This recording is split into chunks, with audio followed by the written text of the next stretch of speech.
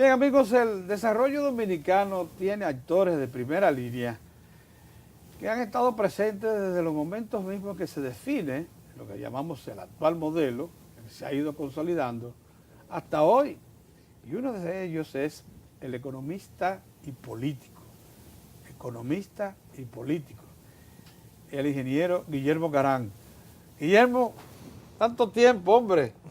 Desde los tiempos en que Guillermo se incorporó en el primer gobierno de Joaquín Balaguer, del 1966 al 1970, ya Guillermo formaba parte de la estructura que planificó y ejecutó el desarrollo dominicano, concebido como entonces la iniciación o prosecución de una retoma del camino que le había sido trazado por otras administraciones. Guillermo, hoy nos vamos a centrar en la manera como el equipo que acompañó al presidente Balaguer pudo recuperar la infraestructura productiva del país y específicamente en el campo de la manufactura. De cómo ustedes se las idearon para hacer de la estructura industrial que heredaron de Trujillo una estructura no solamente que respondiera a ese momento, sino que también se proyectara para responder a las necesidades del futuro inmediato. Bueno, gracias por la invitación y la oportunidad. Es una hermosísima oportunidad de recordar y fundamentar, darle a las nuevas generaciones ideas de cómo fueron aquellos tiempos. En primer lugar, conviene recordar que el Partido Reformista, el presidente Balaguer, ascendió al poder después de la Revolución del 65. En ese momento la atención mundial estaba centrada en la República Dominicana. La mundial, por supuesto, y concentradamente en la región del Caribe. Y teníamos una afluencia de asistencia técnica y financiera muy significativa. Entonces a mí me tocó... aunque un parque industrial abandonado por meses, en algunos casos muy deteriorado, claro. Como era por ejemplo la industria azucarera, que necesitaba de muchas reparaciones, sí. Y las industrias básicas estaban realmente en crisis. Claro, pero a donde quiero llegar es a la construcción del modelo que sirvió de inspiración, ya que incluso la la vicepresidenta habló ayer en Estocolmo del agotamiento del modelo, y quiero significar que los modelos van cambiando, los modelos responden a las circunstancias del momento. Entonces, en aquellos tiempos, la asistencia técnica fundamentalmente estaba viabilizada a través de la CEPAL. Había un programa que se llamaba OEA, BID, CEPAL, los tres organismos que más asistieron a la República Dominicana en su transición democrática. Y, por supuesto, en la resolución de la crisis política, que también intervinieron. Entonces, en esos tiempos estaba muy de moda el modelo de sustitución de importaciones, que era en cierta forma una respuesta que contaba con apoyo político de las potencias, habida cuenta el surgimiento de Fidel Castro en Cuba. Y en cierta forma tenía que buscar modelos económicos para contrarrestar el avance político de la Revolución Cubana, que fue muy influyente en la década de los 60. Entonces se elaboró yo fui contrapartida de ese equipo de la OEA y de la OEA BID-CEPAL. ¿En tu condición de subdirector? No, todavía no era subdirector. Yo era, en el gobierno de García Godoy, yo era director de la unidad de programación social, que era como se llamaba, que incluía educación, salud y vivienda. Pero se formó un equipo de 3 personas como contraparte de las misiones de la CEPAL y el ILPES, que eran los arquitectos del modelo de sustitución de importaciones. Esa persona éramos Mariano Fiallo, que he perdido su rumbo, Hanley Herman, y quien te habla, que por cierto Hanley Herman podría ser un buen protagonista para este programa. Entonces se diseñó lo que se llamó la plataforma para el desarrollo de la República Dominicana en 3 etapas, un periodo de recuperación, un periodo de hasta el año 1985, de consolidación de las potencialidades internas, y un periodo posterior al 85, que es el que estamos viviendo, de aprovechamiento de las ventajas geográficas del país. En esa primera parte de recuperación se cifró fundamentalmente la sustitución de importaciones. ¿Cómo la canalizamos? Yo diría principalmente a través de 3 instrumentos. Primer instrumento, la ley de incentivo de promoción a la industria, la ley 299, que era una ley que daba una serie de preferencias fiscales a aquellas actividades, a aquellas industrias que producían productos que sustituyeran importaciones.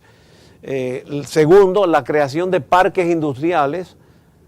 Todavía no se había institucionalizado mucho la zona franca. Eso comenzó por los 70.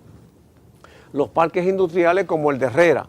Se creó se buscó un terreno, se hizo una urbanización industrial, se vendieron terrenos, se dotaron de servicios a esos terrenos, se vendieron terrenos a precios cómodos y se comenzaron a instalar en industrias. Y en tercer lugar, el mecanismo de financiamiento, que fueron aquellos préstamos FIDE, que eran préstamos, bueno, tú lo puedes comparar y no es una crítica con lo que hago hoy, simplemente para apreciar la diferencia. En aquellos tiempos la industria era el principal destino del crédito. Hoy, por ejemplo, este programa de liberalización de encaje del Banco Central, muy bueno, por cierto, pero entre otras cosas enfatiza el consumo del vehículo. Entonces es parte de los tiempos. Hay cosas en los tiempos que cambian, que deben cambiar, hay cosas que cambian y no debieron cambiar. Yo pienso que una de las causas por las cuales la economía dominicana ha tenido tantos problemas es porque cambió el abandono a la producción agrícola e industrial. Entonces ya para los años 70 comenzó el esquema de zona franca, que eran ya zonas industriales especializadas en exportación. Y por supuesto ahí hubo una participación privada importante, por ejemplo el caso de Gulf and Western, que creó una zona franca industrial. Mira, yo sin embargo quería hacer hincapié, esto es importante lo que nos acaba de relatar, pero quería hacer hincapié de qué tipo de infraestructura industrial ustedes reciben. ¿Qué era acorde en el 66? ¿Cómo ustedes diagnostican en ese momento? ¿Qué recomiendan hacer y por qué ese emporio logra un florecimiento tan rápido, tanto que prácticamente sostuvo los 3 primeros gobiernos de Balaguer? Sí, mira, la idea que tenía el presidente Balaguer de Corde, a veces contrariamente a cómo se percibe, porque con frecuencia oigo que el presidente Balaguer tenía acorde para hacer su programa de asistencia social. No fue exactamente así. El presidente quería mantener las empresas y estimular la competencia con las empresas. Por ejemplo, te voy a poner el caso de la universidad. La Universidad Autónoma de Santo Domingo existía. Bueno, hubo otras universidades que se establecieron después. En ningún momento se afectó la Universidad Autónoma de Santo Domingo, sino que lo que se quería era crear nuevas universidades. El mismo esquema fue en el caso de la industria. Teníamos, por ejemplo, los molinos, se fomentaron molinos privados. O sea, ¿cuál era la idea? Que al haber una empresa en determinados rubros, podían haber otras. Y entonces con esto fomentábamos la competencia, cementos, y por supuesto las comerciales se fueron dejando morir por inanición, pero la preservación de las empresas era algo básicas, importante. Las textileras, vidrio, fábrica de vidrio, calzados, la FADOC. Claro. La misma de pastas alimenticias, Molinos Dominicanos. Correcto. O sea, esas empresas fueron consolidadas. Y al contrario, en ese documento, fíjate, y es algo que deberíamos aprovechar, en ese documento de la Plataforma para Desarrollo, se sostuvo la tesis de que el papel del Estado era que el Estado podría fomentar el desarrollo, creando empresas, demostrándole al empresariado dominicano que era posible determinadas empresas industriales y entonces poniéndola posteriormente bajo administración privada. Ahí sí hubo una contradicción entre el modelo que quería el presidente Balaguer, que nunca quería desprenderse de los activos de las empresas, y la recomendación de la CEPAL, porque incluso se llegó a promover en aquella ocasión que el rol del Estado en el desarrollo industrial era hacer una empresa y cuando tuviera funcionamiento, entregarla al sector privado, hasta que el sector privado se agilizara y se organizara. Tanto fue así que aplicando ese concepto, el SEA fue reforzado y el SEA se constituyó en una extraordinaria estructura productiva. Llegó a exportar algún 830.000 toneladas métricas de azúcar en uno de sus mejores años. Claro. Y yo pienso que, por supuesto, había también parte importante de la ley de incentivo industrial fueron las exenciones fiscales y todo eso dentro de un plazo previsto, plazo que nos tocó a nosotros ya más tarde, 20 años más tarde, recordar que ya estaban vencidos, porque todo se concedía en base a plazos. Por ejemplo, las exenciones fiscales tenían una vigencia de 20 años. Había un grupo de reforma tributaria que funcionaba en la oficina de planificación. Yo era secretario de ese grupo, que tenía 26, 27 años. Y con esa mentalidad un poco fiscalista que uno viene de los centros académicos internacionales, yo recuerdo que cuando comenzamos a estudiar la ley de incentivo y las exenciones, yo en un momento pregunto, ese grupo lo presidía José Quesada. Sí. Yo preguntaba, pero bueno, ¿y cómo el Estado va a conseguir los recursos que necesita para otras líneas de desarrollo si está sacrificándose tanto? Y la idea del presidente Balaguer, por boca en ese tiempo de José Quesada, yo no lo conocía personalmente, era que si tú establecías exenciones para crear una industria y esa industria producía, si producía, creaba empleo, si se creaba empleo, ese empleado iba a demandar y esa demanda iba a generar otra producción. Entonces tú ampliaba el barco. Y todas esas ventas iban a pagar impuestos. Es un concepto que yo creo que se ha perdido mucho posteriormente, que han perdido, obsesionados por cubrir el déficit fiscal, creen que aumentando las tasas se logran más recaudaciones, y no siempre fue así. Nosotros demostramos que disminuyendo las tasas, estableciendo exenciones, se animaba de tal manera la economía que por vía de ese ciclo de exención fiscal, estímulo a la producción, producción genera empleo, empleo genera demanda, demanda vuelve a demandar producción. Todo ese proceso de ventas va siendo grabado y entonces las recaudaciones finales aumentan. Bien, está claro entonces que a pesar de los efectos de la guerra de abril, de varios meses de desatención de toda la estructura productiva del Estado, porque eso aconteció, ustedes retoman la ofensiva y con la ayuda, lógicamente, de la comunidad financiera internacional, de los organismos multilaterales, de los estados amigos, entre ellos a la cabeza los Estados Unidos, claro, que quería que nosotros fuésemos una alternativa con respecto a la revolución cubana. Correcto. Todo eso hizo que en tiempo récord se recuperara la infraestructura productiva, tanto del campo y agroindustrial, estoy hablando de industria de la caña, como la manufactura que se heredó de Trujillo. Ahora bien,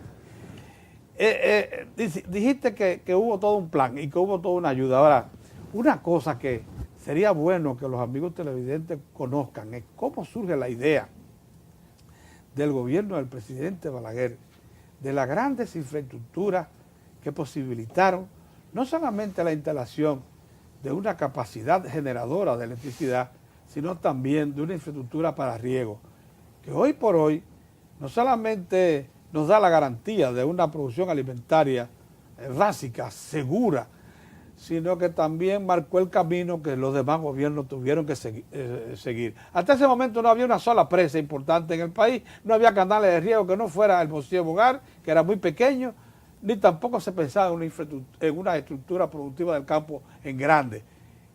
¿Qué marca eso? ¿Quién trae la idea? Bueno, definitivamente ¿Cuándo nacen los proyectos? La idea la trae el presidente Balaguer. Tú recuerdas que cuando fue ministro de Educación emprendió aquel famoso plan de construcciones escolares, los liceos. O sea, él siempre tuvo la idea de que a través de la infraestructura tú podrías crear un conjunto de condiciones estimulantes de la economía, estimulantes de lo que tenías en mano. A través de las construcciones escolares, las escuelas normales, por ejemplo, se construyeron y crearon un mecanismo de formación de maestros, de una generación de maestros importantes. Yo soy producto de la educación pública. Yo nunca estudié en colegio privado. Hice mi bachillerato en el Liceo Secundario José Joaquín Pérez, San Pedro Macorís. Estudié en la Universidad Autónoma de Santo Domingo, como tú muy bien sabes, Igualito porque muchos balazos nos tiramos. Igual que nosotros. Correcto. Entonces, ¿qué pasa? Que acompañado de esa concepción de que la infraestructura estimula el desarrollo de actividades, crea empleos, también hubo la motivación al sector empresarial. Por ejemplo, Balaguer toma el poder en el año 66, declara el año 67 como el año del desarrollo, crea una comisión de desarrollo y convoca a todo el país a un encuentro nacional para el desarrollo, de la cual sale la integración de esa comisión. O sea, por supuesto, ubiquémonos en una nación de 3 a 4 millones de personas con un medio de comunicación más primitivo en comparación con lo que tenemos hoy. Ese encuentro nacional se celebra en el Palacio de Bellas Artes y de ahí salen las personas que van a formar es como un mecanismo de concertación y participación al estilo de como lo conocemos hoy. Entonces, esa comisión de desarrollo se reúne todas las semanas. ¿Qué hace esa comisión? Oye, todo el mundo se preparaba cada semana, tenía una comisión gestora que presidía José Andrés Ibar Castellano, tenía una comisión gestora que escuchaba, se le proponían. Surgió entonces una avalancha de proyectos, una animación de la iniciativa particular que se procesaba, se presentaban en la Comisión Nacional de Desarrollo, y ahí se confrontaban los ministros con la comunidad. Por ejemplo, si un proyecto, vamos a suponer, te voy a poner un caso en el cual participé activísimamente, la Universidad Central del Este. Bueno, se requería un apoyo importante del Estado, por ejemplo, para tener los terrenos de la Universidad Central del Este, que finalmente el Consejo Estatal del Azúcar terminó cediéndolo. Bueno, si pasaba un tiempo y no se lograba el terreno, pues se confrontaba en el seno. Bueno, ¿qué pasa? Que el SEA no me ha dado los terrenos, ¿por qué no comienza la universidad? Entonces hubo una animación de las energías individuales. Además de que probablemente ustedes recurrieron a los archivos, porque la gente debe saber que los estudios de prefactibilidad de la presa de Tavera o de la presa de Valdés existían, venían. Claro. Estaban desde los tiempos finales de la época de Trujillo. Bueno, el mayor archivo era el propio presidente Balaguer, que cuando entró en el régimen de los 12 años, tenía la presa de Taveras en la cabeza. Ya. Pero cuando volvimos en el 86, tenía Gilejigüey y Aguacate. Ambas presas estaban preestudiadas. Lo mismo que Valdesia, Tavera, Valdesia y Sabanayegua. Son 3 proyectos fundamentales para poder ubicar el desarrollo mismo de todo el sistema de riego del país, que en este momento cuenta con 5 millones de tareas para riego, gracias a esos 3 grandes sistemas de presas. Claro. Ahora, estamos hablando muy concentrado en el 60, bueno, ya en el 70 viene el esquema de zona franca, comienza la apertura de la economía. ¿Qué pasa? Que así como se agota un modelo y viene el modelo, por ejemplo, de sustitución de importaciones, el mismo modelo de sustitución de importaciones también se fue agotando. y entonces comienza la apertura de la economía, fundamentalmente dos actividades económicas, la zona franca y el turismo. Ya el otro renglón es cuando nosotros volvemos al gobierno del 86, que es el caso de las remesas. Recuerdo una anécdota, cuando las migraciones eran legales e ilegales, que había muchos problemas. El gobierno de Estados Unidos mandó una misión de altísimo nivel, una reunión que se celebró en la tercera planta del Palacio, para plantearle al presidente Balaguer para instarlo de que buscara mecanismos para frenar la migración. El presidente Balaguer siempre tuvo la visión de que la migración era una fuente de remesas. Entonces, porque él había vivido la experiencia en España, cuando la crisis económica de España, que los españoles se iban a Alemania y que de Francia y de allá enviaban Holanda. De allá como está volviendo a suceder ahora. Sí. Bueno, y además había vivido el proceso contrario, porque cuando en el régimen de Trujillo aquí se trajeron españoles, aquí se trajeron japoneses, que enviaban divisas. Entonces, ¿cuál fue la respuesta del presidente Balaguer a esa misión altísima y numerosa?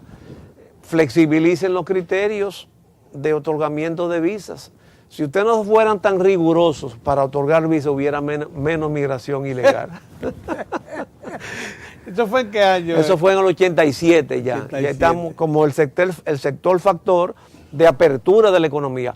Luego en los 90 ya vino la apertura global por los acuerdos del GATT, pero ya nosotros habíamos observado experiencias de apertura de la economía, de una economía que siempre fue abierta, porque en los 50 se hablaba de que éramos una economía abierta. ¿Por qué?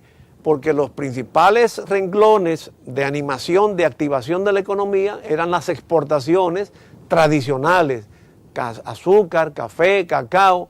Llegó a llamársenos como unos productores de una economía de postre, porque era café, cacao, azúcar y tabaco. De manera que esos eran los renglones activadores de la economía. Ese modelo de economía de postre fue cambiado por la economía de sustitución de importaciones, y luego comenzó la apertura, que se consolidó finalmente con los acuerdos del GATT, los acuerdos mundiales de comercio, y ya ahí comenzó a hablarse de la economía de servicios, que es la que está siendo característica. Has entrado a una zona que es precisamente la motivación básica de esta serie de trabajos. Nosotros hemos dicho, como reporteros, ya viendo las cosas en su conjunto y desde detrás del telón, ustedes son los actores que han tomado decisiones graves en cada momento de la historia, que el modelo económico dominicano se caracteriza por 4 grandes sectores. La agropecuaria con la agroindustria de la caña como una dependiente directa, la manufactura con las zonas francas como una extensión misma de la manufactura, la minería y el turismo. Una cosa sorprendente es que precisamente entre finales de la década de los 60, digamos desde el 68, cuando ya se cierran las negociaciones con Falcon Bridge y Nickel Limited, y la década de los 70 se crea entonces un sector que desconocíamos totalmente, que era el sector minero. ¿Tuviste algo que ver en esos momentos en que Falcon Bridge negocia la concesión e inicia la producción de ferroníquel en el 1971, cuando se acercan al país Rosario Resources y Simplot Industries y se las pone a negociar con el Banco Central para la explotación del oro y la plata contenida en los óxidos de Rosario Dominicana, cuando se pacta con Alcoa Exploration Company para que traiga la alúmina y se la lleve en barco a procesar a los Estados Unidos, en fin, cuando se inicia el sector minero. Sí, bueno, ciertamente no mucho, no tuve mucho que ver, salvo la referencia que habría que hacerla, porque a mí me tocó en ese contexto dirigir la preparación de 2 instrumentos fundamentales para el desarrollo general. En el año 67 dirigí la preparación del programa de inversiones públicas 68-70. Sí. Yo era en ese tiempo subdirector de la UNAPLAN y contando con un director, Julio César Estrella, que me daba el apoyo, la libertad y el apoyo absoluto. Y luego la preparación del primer plan de desarrollo, 1970-1974. Entonces ahí se incorporaron esos sectores. Pero como ilustración de ese modelo de sustitución de importaciones, vamos a decir, la representación máxima estuvo en la minería, por un lado, y en la refinería de petróleo, que fue un tema muy debatido, la famosa refidonza de hoy. Sí. Entonces, a partir de ahí ya se rompió el esquema y vinieron, porque en la vida todo es así. Solamente poner la piedra inicial y el resto después todo sigue. Por ejemplo, los ferrocarriles. En los ingenios azucareros, todos estaban integrados con una red de ferrocarriles. Había un ferrocarril que partía en Jaina y llegaba hasta Boyá y se traía la caña de azúcar desde Boyá hasta el ingenio Jaria. Tú recuerdas que cuando Lili había un ferrocarril, Puerto Plata, Santiago, Moca, Sánchez, vivía. Yo llegué todavía está la terminal y parte de los rieles y los derechos de paso. Y los derechos de vía, pero muchos de los rieles, cuando un error de Trujillo fue traer aquellos famosos camiones Catarey, que era una empresa de él, sí, que para obligar su uso, entonces desmontó una parte desmontó la red ferroviaria. Y nosotros no nos dimos cuenta, a la caída del régimen, que una de las acciones que deberíamos hacer es recuperar esa red ferroviaria en lugar de considerarla como parte del pasado. Aunque no tenga mucho que ver con el desarrollo nacional, a mí me recuerda esta anécdota. Yo le decía a mi abuelo, que de origen libanés árabe, en árabe abuelo es Yidden, ¿no? Y Yidden, enséñame a hablar árabe. Pero como ellos vinieron huyendo porque eran cristianos maronitas frente a la invasión musulmana del Líbano, ellos nunca nos inculcaron volver al Líbano porque tenían miedo de que nosotros sufriéramos lo que ellos sufrieron. Y mi abuelo me contestaba, no, yo no te voy a enseñar eso es una lengua muerta. Óyeme, y eso fue, te estoy hablando de los años 50, 60, mi abuelo murió en el 62. Lengua muerta no, mira qué viva está la lengua. Pero mire, nos quedan unos minutos, pero sí quería resaltar lo que yo llamo la década gloriosa. La década gloriosa de la nación dominicana es la década de los 70. Porque si bien el equipo que acompañó al presidente Balaguer pudo recuperar el modelo que heredó de Trujillo, o sea, la agropecuaria, junto con su agroindustria de la caña, y la infraestructura productiva en ese momento todavía en sus inicios, como era la manufactura que se reúne en Corde, esos 4 años fueron muy productivos en ese propósito, esas dos estructuras productivas fueron recuperadas, pero en la década de los 70 nos traen los desarrollos mineros, la refinería dominicana de petróleo, la creación de las zonas francas, la creación de los primeros proyectos turísticos. Esa es la década gloriosa. Así es. Sí. Y esa la vivieron ustedes plenamente. Claro, totalmente. Y eso llevó, por supuesto, hay que reconocer que parte de esta se debió al dinamismo, ese programa de inversiones públicas que bueno, uno recogía mucho las ideas del presidente Balaguer, los encuentros que él tenía en esa comisión de desarrollo que se celebraba semanalmente, ahí iban muchas iniciativas, uno la evaluaba, la incluía, uno... Pero obviamente todo ese proceso de infraestructura tuvo repercusiones. Y por eso, desde una economía como la que tomó el presidente Balaguer, una finanza pública, yo era empleado de la oficina de planificación y a mí los cheques me llegaban de la OEA, porque las finanzas estuvieron intervenidas. Desde ese rol, de esa situación, a tener una libertad de acción tan completa como la que desarrolló el presidente Balaguer, tan completa que durante todo su periodo mantuvo relaciones con Cuba informales, mientras todo el bloqueo le funcionaba. Es sorprendente. Porque no tuvo relaciones diplomáticas, pero sí hubo relaciones comerciales. Yo mismo en una ocasión viajé a Cuba y hasta hablé con Fidel Castro de cuestiones que el presidente Balaguer me llegó a encomendar. Yo fui a Cuba en el 71 a un Congreso Mundial de Periodistas, porque era el secretario general del Sindicato Nacional de Periodistas Profesionales, con una autorización verbal del presidente Milín Erasme y Eliseo de Peña Durán y yo, el presidente dijo, váyanse, por encima de todos los obstáculos que había. Tuvimos que ir por vía la Unión Soviética, porque no se podía accesar por el Caribe.